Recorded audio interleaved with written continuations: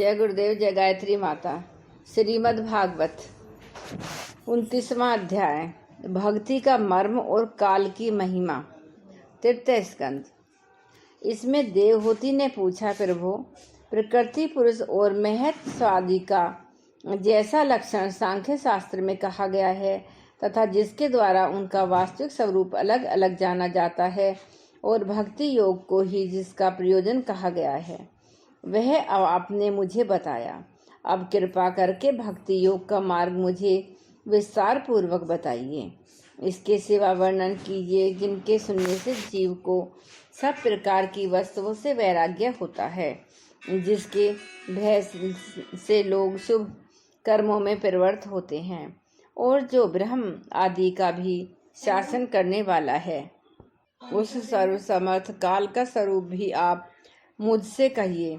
ज्ञान दृष्टि लुप्त हो जाने के कारण देह आदि मिथ्या वस्तुओं में जिन्हें आत्म अभिमान हो गया है तथा बुद्धि के कर्म सख्त रहने के कारण अत्यंत श्रीमती होकर जो चिरकाल के से अपार अंधकार में संसार में सोए पड़े हैं, उन्हें जगाने के लिए आप योग प्रकाश के स्वरूप सूर्य ही प्रकट हुए हैं।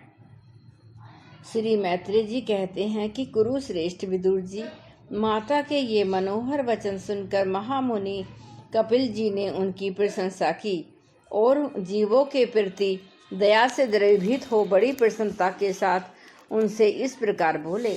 श्री भगवान ने कहा, माता जी, साधकों के भाव के अनुसार भक्ति योग का अनेक प्रकार से विकास होता है, क्योंकि स्वभाव और गुणों के भेद से मनुष्यों के भाव में भी विभिन्नता आ जाती है।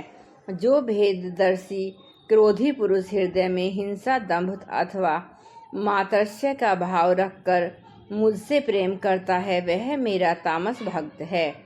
जो पुरुष विषय, यश और ऐश्वर्य की कामना से पृथ्वी में मेरा भेदभाव से पूजन करता है, वह राजस भक्त है। जो व्यक्ति पापों का क्षय करने के लिए, परमात्मा को अर्पण करने के लिए और पूजन करना कर्तव्य है, इस बुद्धि से मेरा भेदभाव से पूजन करता है, वह सात्विक भक्त है। जिस प्रकार गंगा का प्रवाह अखंड रूप से समुद्र की ओर बहता रहता है। श्री भगवान ने कहा, माता जी, साधकों के भाव के अनुसार भक्ति योग का अनेक प्रकार से प्रकाश होता है, क्योंकि स्वभाव और गुणों के भेद से मनुष्यों के भाव में भी विभिन्नता आ जाती है। जो भेददर्शी क्रोधी पुरुष हृदय में हिंसा, दम्भ तथा मात्सर्य का भाव रखकर मुझसे प्रेम करता है, वह मेरा तामस भक्त है। जो पुरुष विषय, यश और ऐश्वर्य की कामना से पृथ्वी में मेरा भेद भाव से पूजन करता है, वह राजस भक्त है। जो व्यक्ति पापों का क्षय करने के लिए, परमात्मा को अर्पण करने के लिए और पूजन करना कर्तव्य है, इस बुद्धि से मेरा भेदभाव से पूजन करता है, वह सात्विक भक्त है। जिस प्रकार गंगा का प्रवाह अखंड रूप से समुद्र की ओर गति का तेल धारावत अविच्छिन्न रूप से मुझ सर्वांतयामी के प्रति हो जाना तथा मुझ पुरुषोत्तम में निष्काम और अनन्य प्रेम होना, यह निर्गुण भक्ति योग का लक्षण कहा गया है। ऐसे निष्काम भक्त दिए जाने पर भी मेरी सेवा को छोड़कर सालोक्य, सृष्टि, समीप्य, सारूप्य और सायुज्य मोक्ष तक नहीं लेते। भगवत सेवा के लिए मुक्ति का तिरस्कार करने वाला यह भक्ति योग ही परम पुरुषार्थ और साधक कहा गया है। इसके द्वारा पुरुष तीनों गुणों को लांघ कर मेरे भाव को, मेरे प्रेम रूप अप्राकृत स्वरूप को प्राप्त हो जाता है।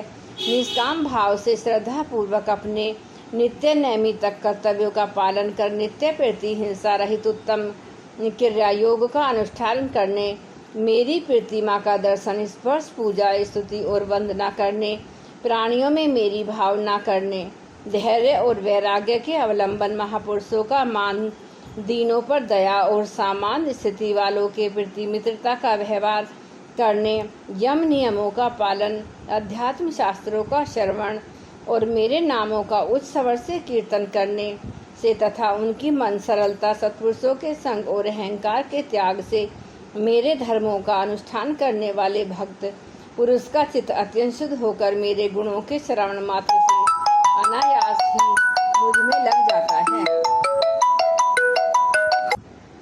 निष्काम भाव से श्रद्धा पूर्वक अपने नित्य नैमित्तिक कर्तव्यों का पालन कर नित्य प्रीति हिंसा रहित उत्तम क्रिया योग का अनुष्ठान करने, मेरी प्रतिमा का दर्शन स्पर्श पूजा स्तुति और वंदना करने, प्राणियों में मेरी भावना करने, धैर्य और वैराग्य के अवलंबन, महापुरुषों का मान, दीनों पर दया और समान स्थिति वालों के प्रति मित्रता का व्यवहार करने, यम नियमों का पालन, अध्यात्म शास्त्रों का श्रवण और मेरे नामों का उच्च स्वर से कीर्तन करने तथा मन की सरलता, सत्संग, सत्पुरुषों के संग और अहंकार के त्याग से मेरे धर्मों का, भागवत धर्मों का अनुष्ठान करने वाले भक्त पुरुष का चित्त अत्यंत शुद्ध होकर मेरे गुणों के श्रवण मात्र से अनायास ही मुझ में लग जाता है।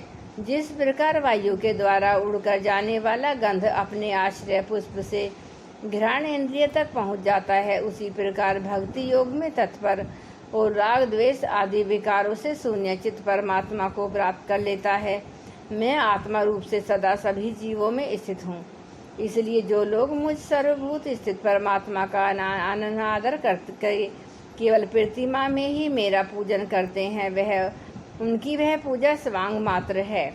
मैं सबका आत्मा परमेश्वर सभी भूतों में स्थित हूँ। ऐसी दशा में जो मोहवश मेरी उपेक्षा करके केवल मेरी प्रतिमा के पूजन में ही लगा रहता है, वह तो मानो भस्म में ही हवन करता है। जो भेददर्शी अभिमानी पुरुष दूसरे जीवों के साथ बैर बांधता है और इस प्रकार उनके शरीर में विद्यमान मुझ आत्मा से ही द्वेष करता है, उसके मन को कभी शांति नहीं मिल सकती। माताजी, जो दूसरे जीवों का अपमान करता है, वह बहुत सी घटिया बढ़िया सामग्रियों से अनेक प्रकार के विधि विधान के साथ मेरी मूर्ति का पूजन भी करे तो भी मैं उनसे प्रसन्न नहीं हो सकता। मनुष्य अपने धर्म का अनुष्ठान करता हुआ तब तक मुझ ईश्वर की प्रतिमा आदि में पूजा करता रहे, जब तक उसे अपने हृदय में एवं संपूर्ण प्राणियों में स्थित परमात्मा का अनुभव न हो जाए। जो व्यक्ति आत्मा और परमात्मा के बीच में थोड़ा सा भी अंतर करता है, उस भेददर्शी को मैं मृत्यु रूप से महान भय उपस्थित करता हूँ। अतः संपूर्ण प्राणियों के भीतर घर बनाकर उन प्राणियों के ही रूप में स्थित मुझ परमात्मा का यथा योग्य दान, मान, मित्रता के व्यवहार तथा समदर्शी के द्वारा पूजन करना चाहिए। माताजी, पाषाण आदि अचेतनों की उपेक्षा वृक्ष आदि जीव श्रेष्ठ हैं, उनसे श्वास लेने वाले प्राणी श्रेष्ठ हैं, उनमें भी मन वाले प्राणी उत्तम और उनसे इंद्रिय की वृत्तियों से युक्त प्राणी श्रेष्ठ हैं। सोनिंद्रिय प्राणियों में भी केवल स्पर्श का अनुभव करने वालों की अपेक्षा रस का ग्रहण कर सकने वाले मत्स्य उत्कृष्ट है तथा रस वेदताओं की अपेक्षा गंध का अनुभव करने वाले ब्रह्म आदि और गंध का ग्रहण करने वालों से भी शब्द का ग्रहण करने वाले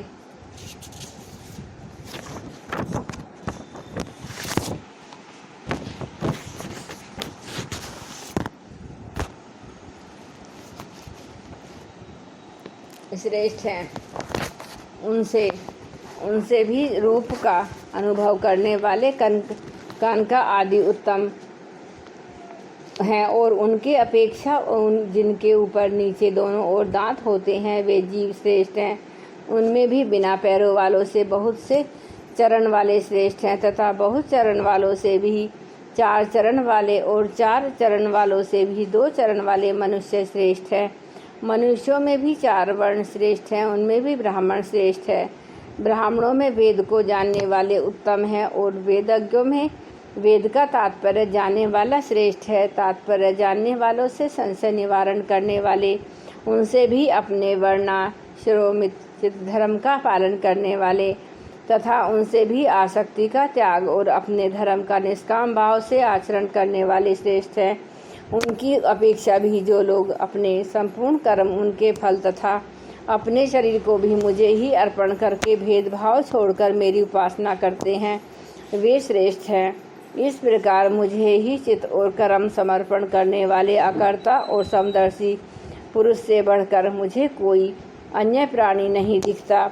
अतः यह मानकर कि जीव रूप अपने अंश से साक्षात भगवान की सबसे अनुगत है, इन समस्त प्राणियों को बड़े आदर के साथ मन से प्रणाम करें। माताजी, इस प्रकार मैंने तुम्हारे लिए भक्ति योग और अष्टांग योग का वर्णन किया है। इनमें से एक का भी साधन करने से जीव परम पुरुष भगवान को प्राप्त कर सकता है।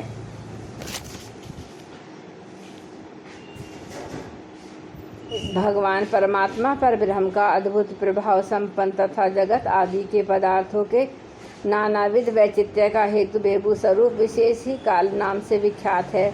प्रकृति और पुरुष इसी के रूप है तथा इनसे यह पृथक भी है। नाना प्रकार के कर्मों का मूल अदृश्य भी यही है तथा इसी से महत्व आदि के अभिमानी भेददर्शी प्राणियों को सदा भय लगा रहता है।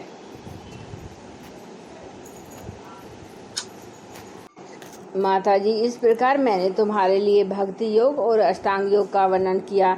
इनमें से एक का साधन करने से जीव परम पुरुष भगवान को प्राप्त कर सकता है। भगवान परमात्मा पर ब्रह्म का अद्भुत प्रभाव संपन्न तथा जागतिक पदार्थों के नाना विधि वैचित्र्य का हेतुभूत स्वरूप विशेष ही काल नाम से विख्यात है। प्रकृति और पुरुष इसी के रूप हैं तथा इनसे यह पृथक भी है। नाना प्रकार के कर्मों का मूल अदृष्ट भी यही है तथा इसी से महत्व आदि के अभिमानी भेददर्शी प्राणियों को सदा भय लगा रहता है। जो सबका आश्रय होने के कारण समस्त प्राणियों में अनुवृष्टि होकर भूतों द्वारा ही उनका संहार करता है, वह जगत शासन करने वाले ब्रह्म आदि का भी प्रभु भगवान काल ही यज्ञों का फल देने वाला विष्णु है। इसका न तो कोई मित्र है, न कोई शत्रु और न तो कोई सगा संबंधी ही है। वह सर्वदा सजग रहता है और अपने स्वरूप भगवान को भूलकर भोग रूप प्रमाद में पड़े हुए प्राणियों पर आक्रमण करके उनका संहार करता है। इसी के भय से वायु चलता है और इसी के भय से सूर्य तपता है। इसी के भय से इंद्र वर्षा करते हैं और इसी के भय से तारे चमकते हैं। इसी से भयभीत होकर औषधियों के सहित लताएं और सारी वनस्पतियां समय समय पर फूल फल धारण करती हैं। इसी के डर से नदियां बहती हैं और समुद्र अपनी मर्यादा से बाहर नहीं जाता।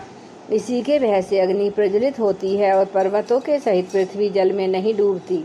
इसी के शासन से वह आकाश जीवित प्राणियों को श्वास प्रश्वास के लिए अवकाश देता है और महत्व का अहंकार रूप शरीर का 7 आवरणों से युक्त ब्रह्मांड के रूप में विस्तार करता है। इस काल के ही भय से सत्वादी गुणों के नियामक विष्णु और देवगण जिनके अधीन यह सारा चराचर जगत है, अपने जगत रचना आदि कार्यों से युग क्रम में तत्पर रहते हैं।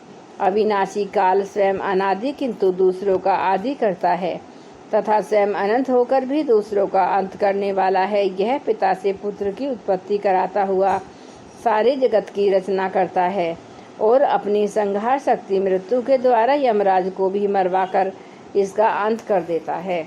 जय गुरुदेव, जय गायत्री माँ।